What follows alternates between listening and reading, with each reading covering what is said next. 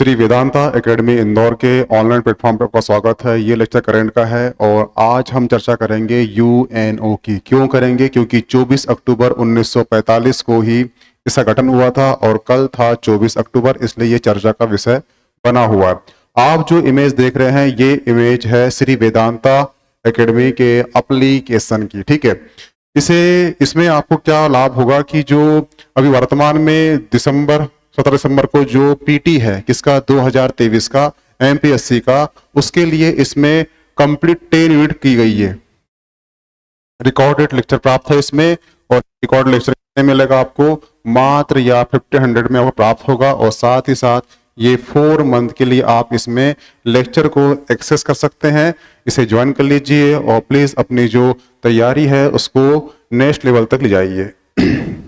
ये जो इमेज देख रहे हैं ये इमेज है टेलीग्राम चैनल ग्रुप की श्री वेदांता की। ठीक है, इसे आप ज्वाइन करते हैं तो इसे आपको लाभ क्या होगा? इसमें डेली आपको एमसीक्यू प्राप्त होगा, साथ ही स्पेशल एमपीजी के नोट्स प्राप्त होगी, साथ ही टॉपिक वाइज एमपीएससी की नोट्स भी इसमें अवेलेबल है, और जो एमपीईबी इसे आप व्यापम कहते हो उसकी भी इसमें नोट्स अवेलेबल है। और जो भी करंट में एग्जाम होती है उस एग्जाम की दृष्टि से शॉर्ट नोट्स इसमें अवेलेबल कराई जाती है, तो इसे भी आप ज्वाइन कर लीजिए।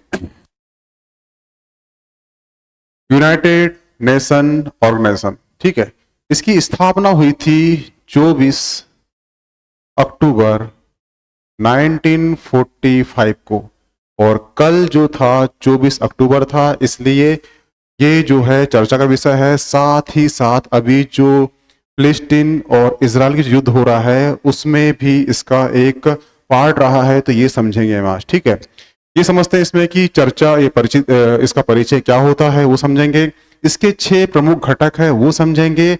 भारत को यूएनओ में स्थायी सदस्यता ना मिलने के क्या कारण है वो समझेंगे, और भारत को यूएनओ में स्थायी सदस्यता मिलने के क्या कारण हो सकते हैं वो समझेंगे, और भारत को यूएनओ में जो सदस्यता है वो मिलने की कहाँ तक संभावना है इस पे भी चर्चा करेंगे। ये आपका इंटरव्यू का जो पार्ट हो जाएगा, और साथ ही साथ संभावित प्रश्न, और जो यूपीएससी में अभी तक इस पार्ट से इतने क्वेश्चन आए हैं उस पार्ट को, उस क्वेश्चन को भी इसमें इंक्लूड किया गया है।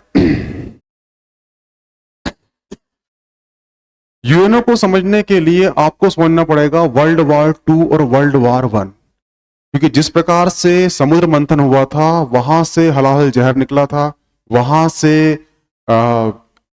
अपना जो अमृत निकला था, ठीक है, उसी प्रकार से 2 युद्ध हैं, एक है वर्ल्ड वॉर 1 और वर्ल्ड वॉर 2। विश्व में जो भी घटना घट रही है ये यहीं से निकली हुई है। ठीक है, तो बात शुरू होती है 1914 से। 1914 में वर्ल्ड वॉर 1 हुआ था। वर्ल्ड वॉर 1 में पूरे देश तो शामिल नहीं हुए थे, परंतु जो देश थे सभी देशों की जो आर्थिक स्थिति है, सामाजिक स्थिति है, बहुत ज्यादा बुरी तरह से प्रभावित हुई थी। यहाँ पे शुरू होता है वर्ल्ड वॉर 1, और वर्ल्ड वॉर 1 खत्म होता है 1918 को, और ये खत्म किससे होता है? वारसाई की संधि से होता है। वारसाई की संधि 1919 में हुई थी, और इसके साथ ही युद्ध की समाप्ति होती है।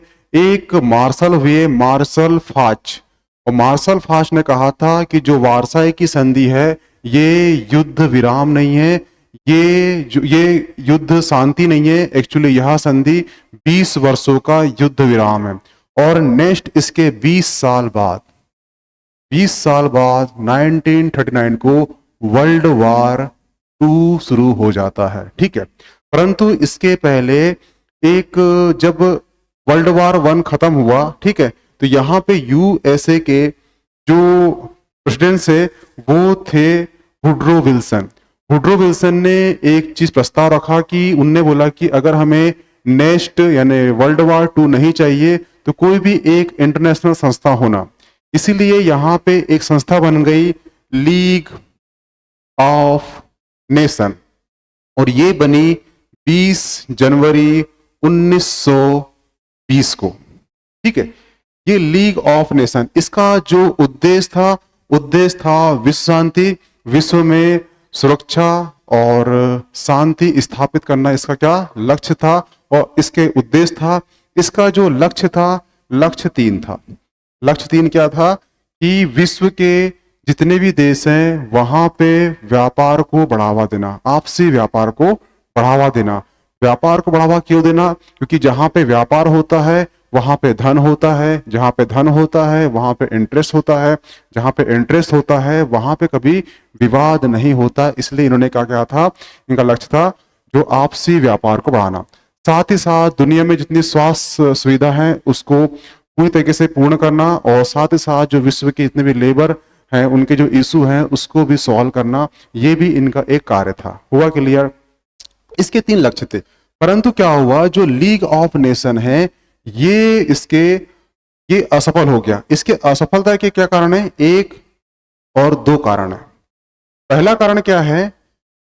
जो पहला कारण है, लीग ऑफ नेशन का सदस्य बनने के लिए आपको जो देश सदस्य बनना चाहता है वो देश अपने ही संसद से ये पारित कराना था कि हम लीग ऑफ नेशन के सदस्य बनना चाहते हैं। ठीक है, परंतु क्या हुआ, जो यूएसए है,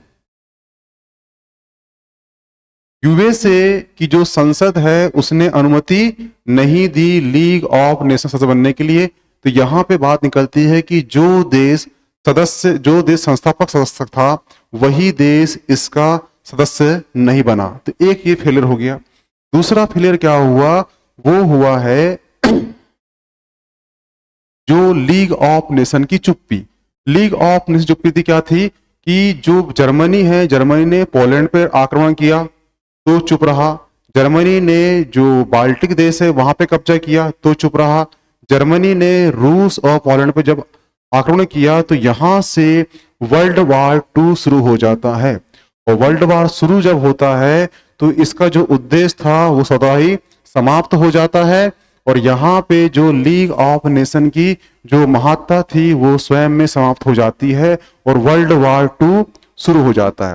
वर्ल्ड वार शुरू होता है 1939 से 1945 तक। जब वर्ल्ड वार समाप्त होता है तो यूएसए के राष्ट्रपति होते हैं रूजवेल्ट। रूजवेल्ट ये कहते हैं कि जो लीग ऑफ नेशन है उसमें कुछ सुधार चाहिए और सुधार के साथ इसे दोबारा से बनाना पड़ेगा। तो जो लीग ऑफ नेशन है इसमें सुधार होता है। सुधार क्या होता है कि इसमें इसका नाम चेंज होता है, वो होता है यूएनओ, यूनाइटेड नेशन ऑर्गेनाइजेशन। हुआ क्लियर? ठीक है। और इसमें रूजवेल्ट और बाकी जितने भी सदस्य देश हैं ये एनालिसिस करते हैं कि जो लीग ऑफ नेशन है ये असफल क्यों रहा। असफल तो वो रहा पर यहाँ पे किसी भी देश का इंटरेस्ट नहीं था। इंटरेस्ट लाने के लिए यहाँ पे क्या किया गया, यहाँ पे ला दिया गया वीटो पावर। वीटो पावर ने ही जो यूएनओ है उसको आज तक जिंदा रखा है। अब समझते हैं आगे हम यूएनओ। इतनी कहानी आपको समझ में आ गई होगी।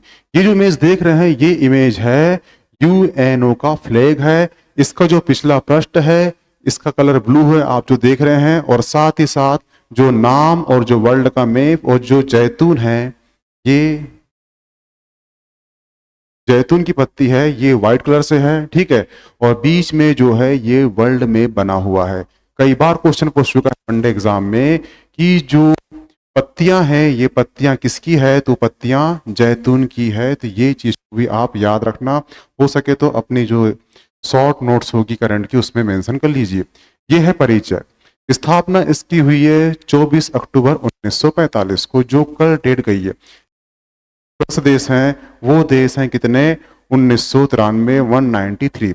इसका उद्देश्य क्या है, विश्व शांति और विश्व में सुरक्षा और शांति की स्थापना करना। इसका जो नवीनतम देश है वो है दक्षिण सूडान।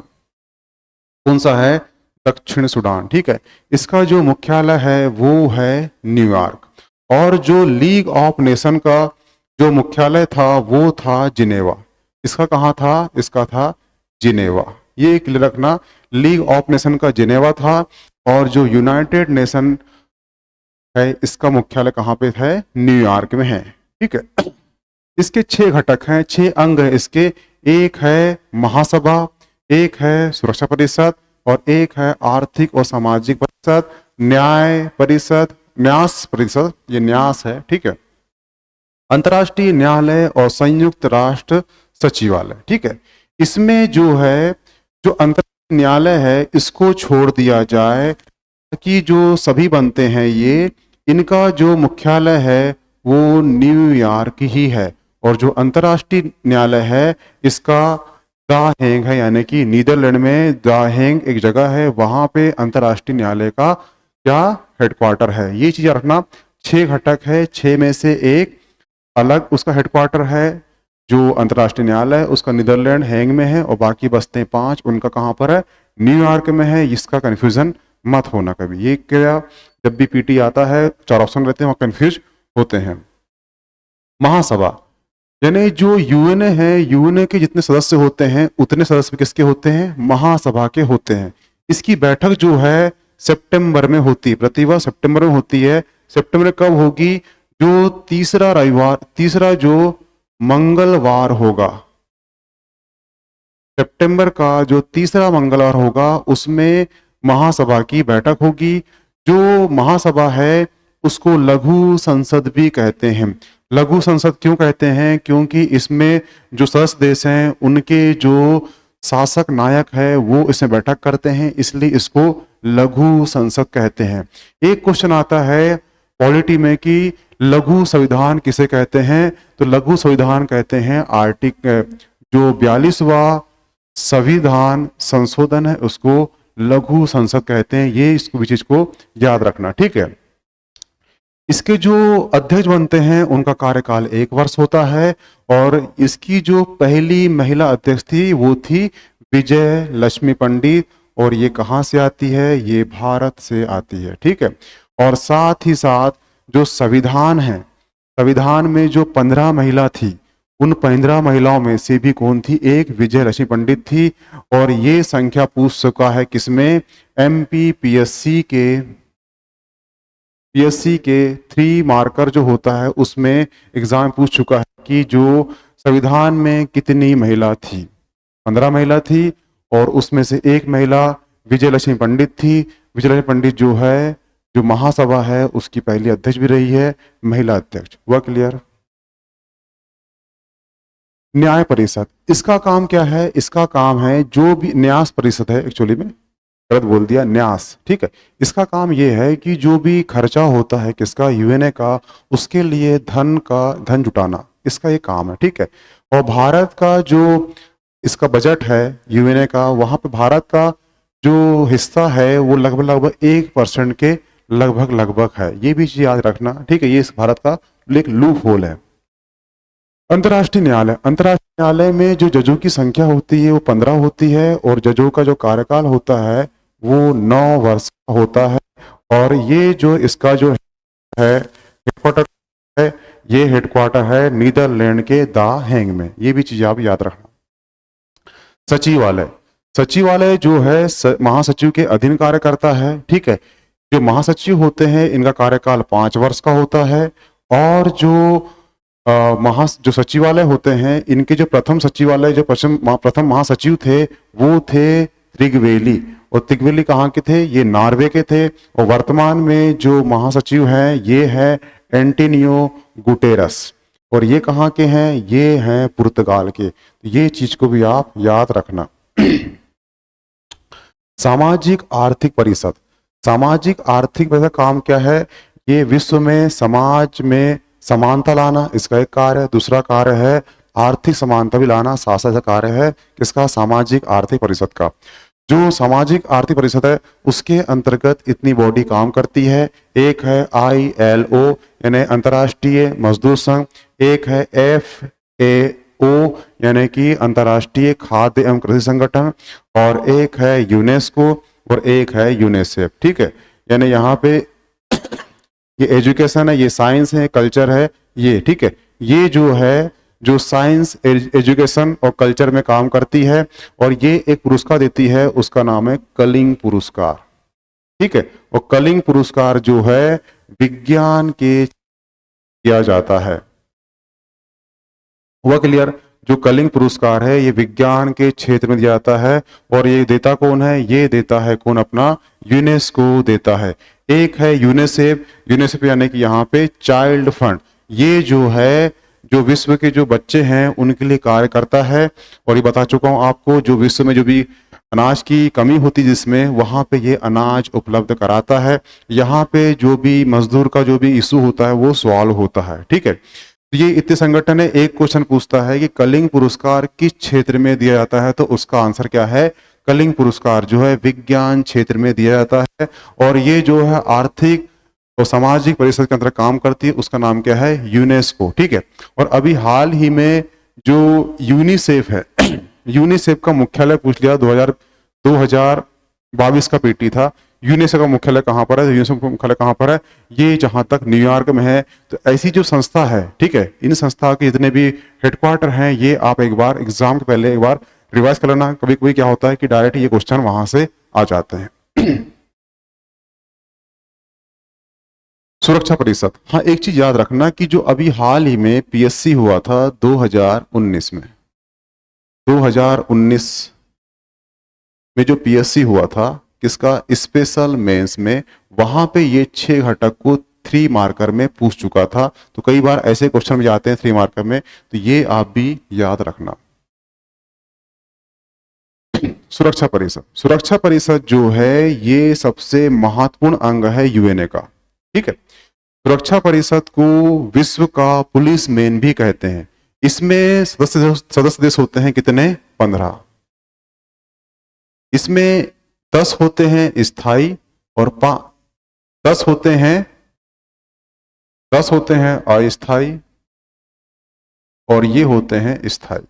ठीक है, इनका कार्यकाल 2 वर्ष का होता है, इनका कार्यकाल अस्थायी होता है। ठीक है, और ये जो इनका जो चयन होता है द स्थायी का, वो होता है अल्फाबेट के आधार पर होता है। यानी कि पहले ए देश वाले, फिर बी देश वाले और सी देश वाले, ऐसे इनका अल्फाबेट के आधार पर चयन होता है। ये क्वेश्चन कितने इनका कार्यकाल होता है, ये क्वेश्चन यूपीएससी के पीटी में पूछ चुका है, तो इसे भी याद रखना। ठीक है, और इस तरह से तो क्या इसको वीटो प्राप्त होता है, इसको वीटो प्राप्त होता है, इसको वीटो प्राप्त नहीं होता। हुआ क्लियर? अब समझते हैं वीटो क्या होता है। वीटो पावर, वीटो पावर होता है ना मानने का अधिकार। ना मानने का अधिकार यानी कि जो यूएनए का चार्टेड है उसमें नियम में लिखा है कि 5 देश, जो 5 देश हैं उनको वीटो है। एक तो ब्रिटेन है, एक है यूएसए, और एक है रूस, और एक है अपना चीन। ठीक है, अब बचा कौन सा है? एक बचा है फ्रांस। पांचों देश जो है, ये पांचों देश वो देश हैं जो देश सेकेंड वर्ल्ड वॉर में जीते थे। ठीक है, इन्हीं ने यूएनओ का गठन किया और यही इस 5 सदस्य देश जो है स्थायी सदस्य बन गए, और इन्हीं को वीटो प्राप्त है। और इसी वीटो ने लीग ऑफ नेशन की तरह तबाह हुआ था, लीग ऑफ नेशन, इसी वीटो ने आज तक यूएनए को जिंदा रखा है। और इसी वीटो के लिए भारत प्रयास कर रहा है कि मुझे भी वीटो प्राप्त हो जाए, यानी कि स्थायी सदस्यता प्राप्त हो जाए। ठीक है, वीटो क्या है? अगर कोई अंतर्राष्ट्रीय स्तर पर कोई प्रस्ताव हुआ है, अगर उस प्रस्ताव में किसी 5 देश हैं, 5 देश में किसी एक देश भी सहमत नहीं है और उसने उसके खिलाफ वीटो कर दिया, तो प्रस्ताव वहीं पर रद्द हो जाएगा। यानी कि कोई प्रस्ताव को पास होने के लिए 5 देशों की सहमति आवश्यक है। हुआ क्लियर? तो वीटो होता है ना मानने का अधिकार। सद्दाम हुसैन को मारा गया था, सद्दाम, इसमें चार्टर में लिखा गया है कि जो भी एक देश किसी अन्य देश पर कब्जा करेगा उसके खिलाफ कार्रवाई की जाएगी। ठीक है, तो यहाँ पे क्या था? सद्दाम हुसैन में कार्रवाई की और सद्दाम हुसैन की हत्या कर दी गई। ठीक है, और ये अब क्वेश्चन उठता है कि सद्दाम हुसैन में कार्रवाई कर ली गई, ठीक है, पर चीन ने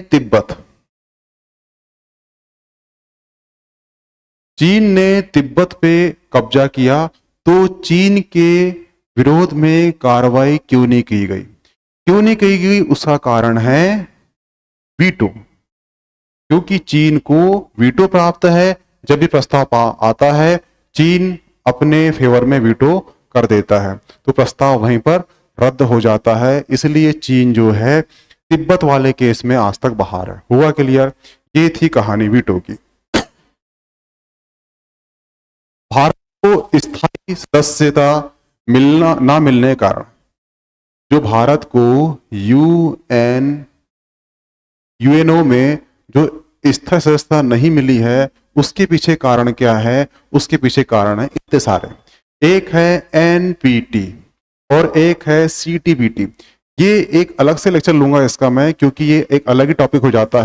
तो इतना समझ जाइए कि जो एनपीटी है और सीटीबीटी है, जो एनपीटी है ये परमाणु अप्रसार संधि है। इसके अंतर्गत 5 देश ही परमाणु बम रख सकते हैं, और वो 5 कौन से? एक है रूस, चीन, ब्रिटेन, फ्रांस, यूएसए। हुआ क्लियर? क्योंकि इन्होंने पहले ही परमाणु परीक्षण कर लिया था। अब जो है 5 के अलावा कोई भी परमाणु बम नहीं रखेगा, वो एनपीटी कहता है। तो भारत ने इस पर जो है सिग्नेचर नहीं किए हैं। तो यूएनए कहता है कि तुम हमारे नियम के खिलाफ हो, तो हम तुम्हें स्थायी सदस्य हम कैसे दिलाएं? एक कारण तो ये हो गया। ये बना था 1968 में सिग्नेचर हुए थे, और 1970 में ये प्रवर्तित हुआ था। ठीक है, परंतु भारत ने इसकी बात नहीं मानी, और इसमें भारत ने, अन्य देश भी ऐसे कई सारे देश हैं जो इसमें साइन नहीं करे। इसको काउंटर बैलेंस करने के लिए इन 5 देशों ने सीटीबीटी ला दिया। सीटीबीटी क्या है? सीटीबीटी के अंतर्गत है कि तुम्हें परमाणु बम बनाना है, बनाओ, परंतु आप परीक्षण नहीं करोगे। परीक्षण कहां नहीं करोगे? जल, जमीन और वायु में। जल, जमीन और वायु में यहां पे परीक्षण नहीं करोगे। यानी अल्टीमेटली आप बना तो लो, पर उस शक्ति कितनी है वो आप परीक्षण नहीं कर सकते। ये सीटीबीटी कहता है। हुआ क्लियर? तो भारत ने परीक्षण कर लिया था कब? ये बना है 1996 में बना है, और भारत ने 1998 को कर लिया था। कौन सा? शक्ति कोड नाम से परमाणु परीक्षण कर लिया था। और इसके पहले 18 मई 1974, 18 मई 1974 को स्माइलिंग बुद्धा नाम से पोखरण में परीक्षण कर चुका है। तो ये जो 98 वाला फैक्ट है, और ये जो 94 वाला फैक्ट है, ये जो फैक्ट है आपको कई बार वनडे एग्जाम या पीएससी यूपीएससी में पूछ चुका है कि स्माइलिंग बुद्धा कब हुआ था? 94 को हुआ था। शक्ति कब हुआ था? 98 को हुआ था। ठीक है, तो ये बना कब था? अब बना था। भारत ने कब कर लिया? ये कर लिया। ठीक है, तो इसलिए यहां पर भी सीटीबीटी का उल्लंघन कौन बोलता है? अपना यूएनए बोलता है, आपने उल्लंघन करे हो, इसीलिए हम इस आपको स्थायी सदस्यता नहीं देंगे। अब आती बजट की। लगभग भारत का 1% बजट का भाग है, इसलिए ऐसा कहा जाता है कि आपका बहुत कम भाग है, इसलिए हम आपको स्थायी सदस्यता नहीं दे सकते। ठीक है, अब कश्मीर इशू। जो चीन है हर समय कश्मीर इशू उठा देता है। कहां पर? यूएनओ में। चीन ये कहता है अगर भारत को हमने स्थायी सदस्य दिए तो उसको वीटो मिल जाएगा, और जब वीटो मिलेगा तो और वो शक्तिशाली हो जाएगा, और जब भी कश्मीर इशू होगा सॉल्व यूएनओ में, वहां पे वीटो का यूज करके वो प्रॉब्लम सॉल्व नहीं होगी। ये कौन बोलता है? चीन बोलता है। ठीक है, तो इतनी बात समझ में आ गई आपको कि भारत को यूएनओ में स्थायी सदस्यता न मिलने के क्या कारण है। ठीक है, ये आपका इंटरव्यू क्वेश्चन है, वहां पे आएगा तो आप मेंशन कर लेना। भारत को स्थायी सदस्यता मिलने के क्या कारण हो सकते हैं? ठीक है, तो एक तो क्या है, 1945 में भारत जो इसका संस्थापक सदस्य था, जब यूएनए कुछ नहीं था तब भारत इसका संस्थापक सदस्य था। एक तो कारण ये हो गया। विश्व का सबसे बड़ा लोकतंत्र भारत है, एक कारण ये भी है जो मिलने का। ठीक है, दूसरा, भारत ने कभी भी आतंकवाद को अपने आप पनाह नहीं दी। प्राचीन काल से अब तक कभी पनाह नहीं दी। भारत हर समय आतंकवाद के खिलाफ रहा है। WHO को मलेरिया और पोलियो की दवा उपलब्ध कराता है भारत, और जब भी विश्व में कुछ घटना घटती है उसके लिए यूएनए को शांति सेना उपलब्ध कराता है। ये भी एक कारण है। ठीक है, अब रही एनपीटी और सीटीबीटी, ये दो की कहानी। एनपीटी के अंतर्गत भारत ये बोलता है कि हमने जो परमाणु बम बनाया है ये अपने ही आत्मरक्षा के लिए बनाया है, हमने किसी पे हमला करने के लिए नहीं बनाया। हाँ, परंतु जब भी हम पे कोई परमाणु बम दागेगा तो हम भी वो परमाणु बम दागेंगे, परंतु हम किसी पर भी पहले परमाणु बम नहीं दागेंगे। जो देश परमाणु विहीन है वो देश हम पे दागेगा नहीं, तो हम भी उस पे परमाणु बम नहीं दागेंगे। जो हम पे पहले दागेगा उस पे भी हम कहना चाहिए परमाणु बम का यूज करेंगे। ये कौन भारत बोलता है? तो CNPT का जो उल्लंघन यहाँ पे नहीं होता, साइन तो नहीं हुआ परंतु उल्लंघन भी नहीं होता। अब रही बात CTBT। CTBT ये कहता है कि आप हवा, जल, जमीन ये तीनों में परीक्षण नहीं कर सकते। तो जो भारत है उसने 98 में जो शक्ति किया था परीक्षण कोड नाम से, वो कहाँ किया था? ये है जमीन, ठीक है, ये गड्ढा किया और यहाँ पे एल से बना, यहाँ पे परीक्षण किया गया था, ठीक है। अभी इसकी हाल ही में जो जॉन अब्राहम है उसकी मूवी आई थी, उसमें ये चीज मेंशन नहीं किया था। यहाँ पे एल शेप में अंदर जाके परीक्षण किया गया था। तो ना हवा में किया गया, ना जमीन में किया गया, ना जल में किया गया, जमीन के अंदर किया गया। तो यहां भी जो CTBT का उल्लंघन नहीं होता, तो यहां से भारत बाहर निकल जाता है। अब क्वेश्चन आता है कश्मीर समस्या पर। कश्मीर समस्या को पाकिस्तान ने इतने बार उठाया है कहां पर? यूएनओ में, कि जो यूएनओ परेशान हो गया, उसने एक कमीशन बना दिया। उस कमीशन का नाम था डिक्सन कमीशन। Dixon commission. इस कमीशन कहां आया? कश्मीर में आया। कश्मीर में इस बात की जांच किया और जांच करने के बाद उसने एक रिपोर्ट प्रस्तुत करा और रिपोर्ट प्रस्तुत करने के बाद उसने कहा कि जो कश्मीर समस्या है वो भारत और पाकिस्तान का क्षेत्रीय मुद्दा है, क्षेत्रीय इशू, क्षेत्रीय मामला है। इसमें इंटरनेशनल मामला होने का कोई संभावना नहीं है, इसलिए ये आपस में ही निपटेंगे। तो इसमें जो यूएनए डायरेक्ट अपना जो डिसीजन है वो हाथ ना डाले यहाँ पर, ठीक है। तो डिक्सन कमीशन है, ये जो डिसीजन दिया ये भारत के फेवर में डिसीजन था। अगर ये इशू इंटरनेशनल होता तो यूएनए करता, पर ये इशू इंटरनेशनल ना होकर इसने बोला ये इशू एक क्षेत्रीय इशू है, तो ये भारत पाकिस्तान आपस में कर लेगा। तो यहां पर भी कहना चाहिए भारत के फेवर में बात आ चुकी है। तो डिक्सन जो आयोग है उससे भी ये संभावना बनती है कि हमें कहना चाहिए स्थैर्य संस्था मिलने की संभावना बढ़ जाती। इतने सब कारण हैं जो हमें स्थैर्य संस्था दिलाने के लिए कारण है। ये क्वेश्चन आपको इंटरव्यू या फिर आपके मेंस में जब भी आता है क्वेश्चन या फिर ऐसे आता है, वहां पे इस टाइप का कहना चाहिए आप जो पॉइंट है ये मेंशन कर सकते हो विथ रेफरेंस में। अब क्वेश्चन आता है कि स्थायी संस्था मिलने की कहां तक संभावना है, ठीक है। संभावना क्या क्या हो सकती है? देखो, जो यूएसए है वो भारत के खिलाफ वीटो नहीं करता, यानी भारत को ये चाहता है कि इससे संस्था बन जाए। ब्रिटेन का इशू अलग है। फ्रांस चाहता है कि भारत भी स्थायी सदस्य बन जाए।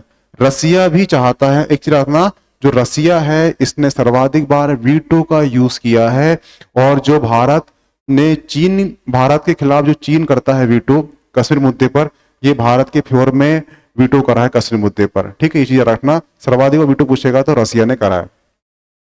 चीन का इशू क्या है? चीन ये बोलता है कि भारत ने एनपीटी में साइन नहीं किया है तो इससे सदस्यता कैसे दिलाया जाए। हुआ क्लियर? अब आती बात MTCR। ये भी एक अब जो बताऊंगा मैं आपको कहना चाहिए एनपीटी, उसके अंतर इसको बता दूंगा। MTCR का मतलब होता है जो मिसाइल टेक्नोलॉजी है उस पर कंट्रोल पाना, और जो भी सदस्य इसका सदस्य होता है वो घातक हथियार को बेच सकता है, ठीक है। और जो चीन है, चीन जो है घातक हथियार बनाता है परंतु बेच सकता नहीं कि वो इसका सदस्य नहीं है। और इसमें जो MTCR है इसमें भारत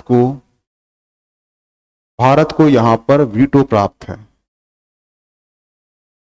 तो भारत ये काउंटर बैलेंस कर सकता है चीन के साथ कि आप हमें यूएनओ में समर्थन दीजिए, ठीक है, हम आपको MTCR में समर्थन देंगे। तो इस प्रकार जो है भारत को यूएनओ में स्थैर्य मिलने के पूरी संभावना हो सकती है, अगर इस टाइप की जो भी संभावना बनेगी तो। हुआ क्लियर? ठीक है। इसकी अधिकारिता भाषा कितनी है? तो वो है अंग्रेजी, फ्रांसीसी, स्पेनिश और चीन और अरबी। हुआ क्लियर? ये कई बार क्या होता है, जो एग्जाम होती है, वनडे एग्जाम पूछ लेता है कौन सी भाषा नहीं है, तो आपको यहां से भी क्वेश्चन याद होना चाहिए। ठीक है, दो भाषा है जो संचालित भाषा है, ठीक है, एक यहाँ की अंग्रेजी और फ्रेंच, ये भी आपको याद होना चाहिए, क्योंकि यहाँ पे कोई क्वेश्चन पूछ लेगा ऐसी कौन सी भाषा है जो यूएनओ की संचालित भाषा है, तो आपको याद होना चाहिए अंग्रेजी और फ्रांसीसी भाषा है। ऐसे करना कि जो ब्रिटेन है, ब्रिटेन दोनों यूरोप के हैं, ब्रिटेन और फ्रांसीसी यहीं के हैं, तो उन्हीं दोनों भाषाओं संस्कृत भाषा की करा गया होगा। इसे कार्यक्रम चलते हैं, एक है संयुक्त राष्ट्र बाल कोष यूनेस्को, इसके बारे में, संयुक्त राष्ट्र जनसंख्या कोष, मानव विकास सूचकांक, संयुक्त राष्ट्र पर्यावरण सभा यूएनडीपी, ठीक है, संयुक्त राष्ट्र अधिवास सभा और विश्व खाद्य कार्यक्रम, इतने ये कार्यक्रम को संचालित करता है कौन, यूएनओ। ठीक है, ये क्वेश्चन है यूपीएससी का है, 2009 में आ चुका है। संयुक्त राष्ट्र की सुरक्षा परिषद में 5 स्थायी सदस्य होते हैं और शेष 10 सदस्य महासभा द्वारा कितने साल की अवधि के लिए चुने जाते हैं, तो बता चुका हूं आपको, जो 15 होते हैं, 15 में से 10 अस्थायी, 5 स्थायी, ये 2 वर्ष चुने जाते हैं, इनका कार्यकाल अस्थायी होता है, इससे वीटो प्राप्त होता है, इससे वीटो प्राप्त नहीं होता, तो 2 वर्ष का आंसर आपको क्लियर हो गया। ठीक है, यूएनईपी द्वारा समर्थित कॉमन कार्बन मैट्रिक को किसके लिए विकसित किया गया था। ठीक है, तो दुनिया भर में निर्माण कार्य में कार्बन पदचिह्न का आकलन करने के लिए, कार्बन उत्सर्जन व्यापार में विश्व भर में वाणिज्य कृषि संस्थान, ये तो होगा ही नहीं। ठीक है, सरकारों को अपने देशों द्वारा किए गए समग्र कार्बन पदचिह्न का, सरकार तो होगा नहीं। ठीक है, किसी इकाई समय में दुनिया द्वारा जीवाश्म ईंधन के उपयोग के कारण को समग्र कार्बन फुटप्रिंट आकलन करने के लिए, ये भी नहीं होगा। इसका जो मेन आंसर है वो है दुनिया भर में। ठीक है, यहाँ पे कुछ क्षेत्र बांट दिया था, यहाँ पर क्या आ रहा है, दुनिया भर, इसको पकड़ना था, दुनिया भर निर्माण कार्यों में कार्बन पदचिह्न का आकलन करने के लिए आपको ये 2 पॉइंट पकड़ के आपको इसका आंसर मेंशन कर लेना था। ठीक है, तो ये क्वेश्चन भी आपको यूपीएससी में आ चुका है। तो ये लेक्चर था आपका यूएनए का। आई होप कि आपको यूएनए का पूरी कहानी समझ में आ गई होगी एक छोटी सी ब्रीफ स्टोरी में। ठीक है, जितने भी क्वेश्चन आएंगे अभी आने वाले समय में, जो पीटी है वहां से यहाँ से क्वेश्चन उठ के आएंगे, तो आप उसमें मेंशन कर लेना। हुआ क्लियर? ये जो पीडीएफ है आपको श्री वेदांता एकेडमी का जो टेलीग्राम चैनल है वहां प्राप्त हो जाएगी, तो प्लीज उसे ज्वाइन कर लीजिए। Okay, thanks.